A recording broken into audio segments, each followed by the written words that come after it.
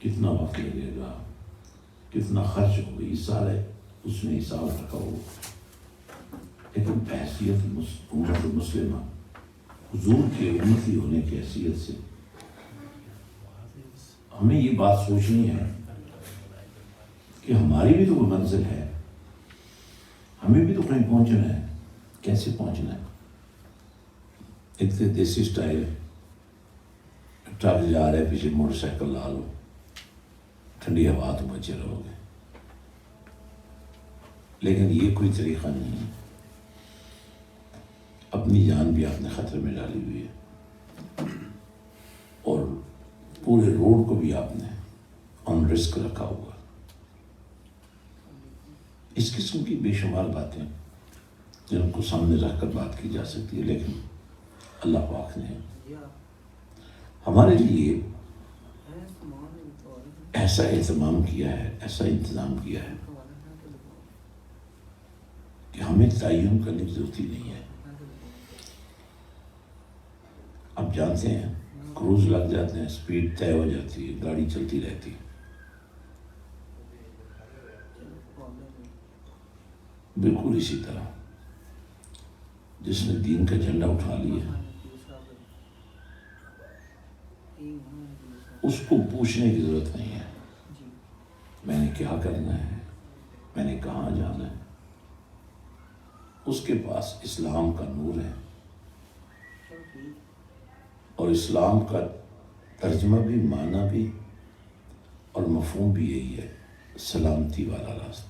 اللہ اب اندازہ فرما لیں، یعنی آپ تو نماز پڑھ کر بڑے اپنے آپ کو مشقت میں سمجھتے ہیں۔ آپ تو یہی سمجھتے ہیں نا کہ یار یہ چلو گرمی والی نماز ہم برداشت کر سکتے ہیں، سردی والی نماز کیا ہوئی؟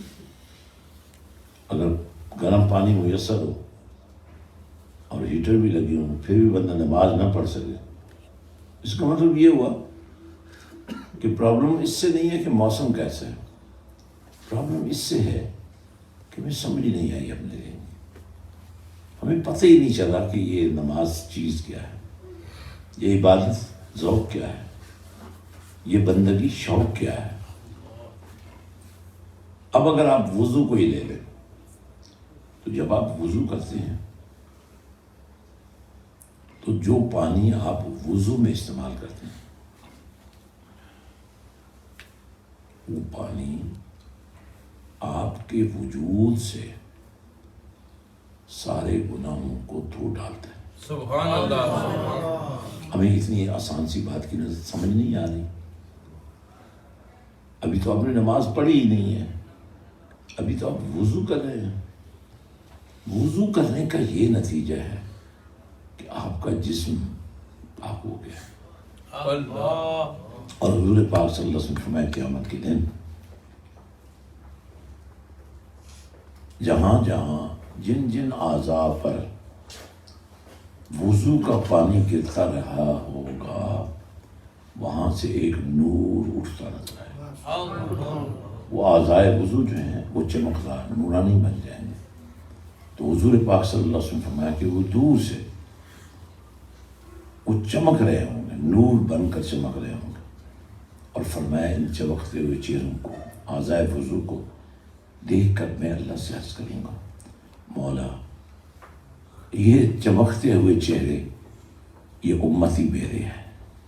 سبحان اللہ۔ آواز آئے گی پیارے حبیب صلی اللہ علیہ وسلم، اگر یہ امتی تیرے ہیں تو آج سے پھر یہ بندے میرے ہیں۔ اللہ بخشش یعنی آپ اندازہ لگائیں، جس وضو کو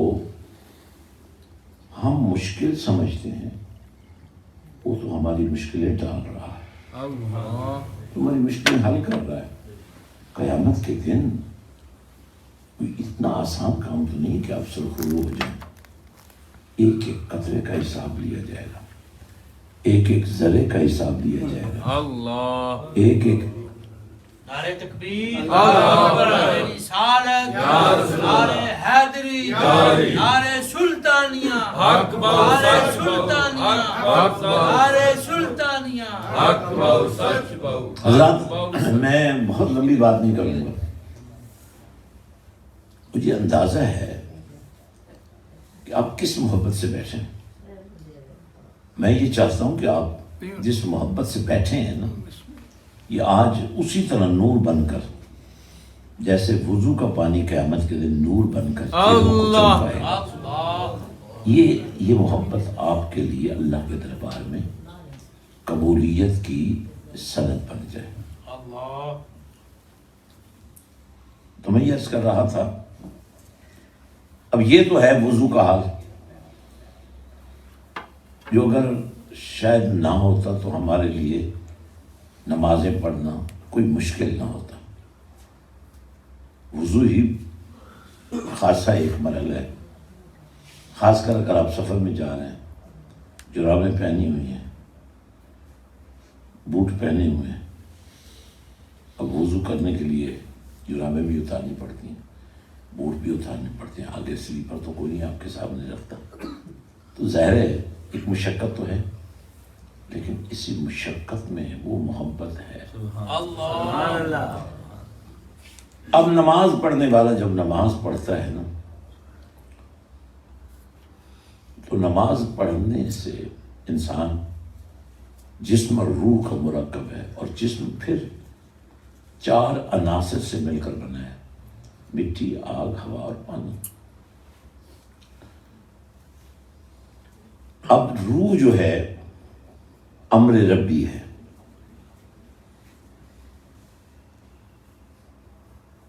اسی لیے جب یہ روح عالم ارواح میں ہوتی ہے تو اس کی پاکیزگی کا معیار ہی کچھ اور ہوتا ہے، اور جب یہ روح عالم ارواح سے بچے کے وجود میں، انسان کے وجود میں داخل ہوتی ہے،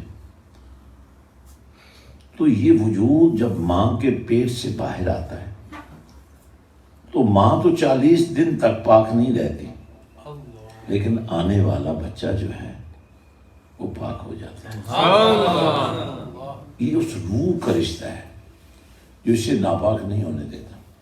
اور نماز کے بارے میں نبی رحمت صلی اللہ علیہ وسلم کا فرمان ہے کہ نماز کی ادائیگی روح کو پاک کرتی ہے. اللہ اور پھر اللہ کا ذکر اگر نصیب ہو جائے. میں انشاءاللہ پھر آپ کے پاس آؤں گا. آج تو صرف ایک بنیاد ہم رکھنے جا رہے ہیں. یہ اذکار الہیہ جو ہیں، جن کو اللہ تعالیٰ کے نام اسماء الحسنہ کہتے ہیں، ہر نام میں حسن ہے، ہر نام میں کمال ہے، ہر نام میں جمال ہے، ہر نام میں نور ہے، سرور ہے، لذت ہے، خوشبو ہے. تو اگر اس اللہ کا نام لینے کا سلیقہ آ جائے، طریقہ آ جائے، تو اللہ خود فرماتا ہے تم میرا نام لیتے ہوئے مر بھی جاؤ گے نا اللہ تو میں تمہیں مرنے نہیں دوں گا. سبحان اللہ نام فقیر تنادہ باب، قبر چڑھا دیجیے. اب دیکھیں چھوٹی چھوٹی 3 چیزیں ہیں. وضو، جسم پاک کر گیا، روح نماز سے پاک ہو گئی، اور یہ جو اب تسبیح فاطمہ ہی پڑھتے ہیں، سبحان اللہ، الحمدللہ، اللہ اکبر، تو یہ تینوں جو حرف ہیں، لفظ ہیں، یہ اللہ کا ذکر سکھا رہے ہیں. تو یہ پڑھنے سے آپ کا دل پاک ہو جاتا ہے. اور یہاں ایک بڑی اہم بات جو میں آپ سے کہنا چاہتا ہوں، وہ یہ ہے مرشد کی ذات. پیر ہونا کمال نہیں، مرشد ہونا کمال ہے. سبحان اللہ. ہمارے نبی پاک صلی اللہ علیہ وسلم نے ایک ارشاد فرمایا ہے، اصحابی کالنجوم بأیہم اقتدیتم اہتدیتم.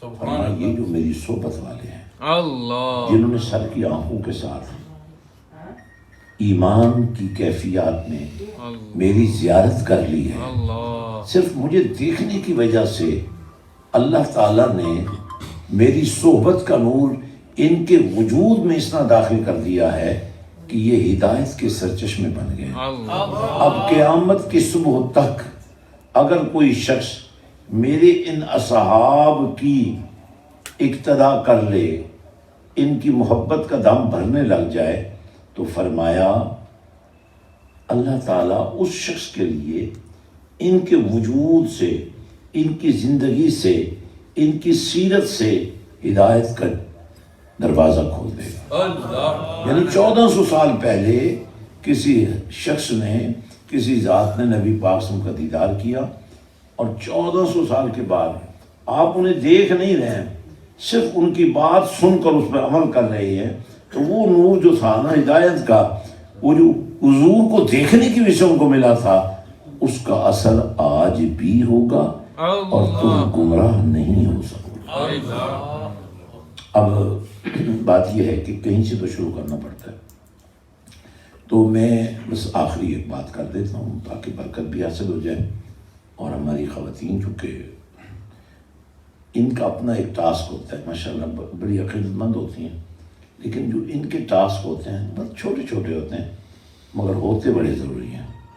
اب ظاہر ہے جس گھر میں اولاد نرینہ نہیں ہے یا اولاد نہیں ہے، تو اس نور کے حصول کے لیے ہماری یہ بہنیں بیٹیاں اللہ والوں کے پاس جاتی ہیں۔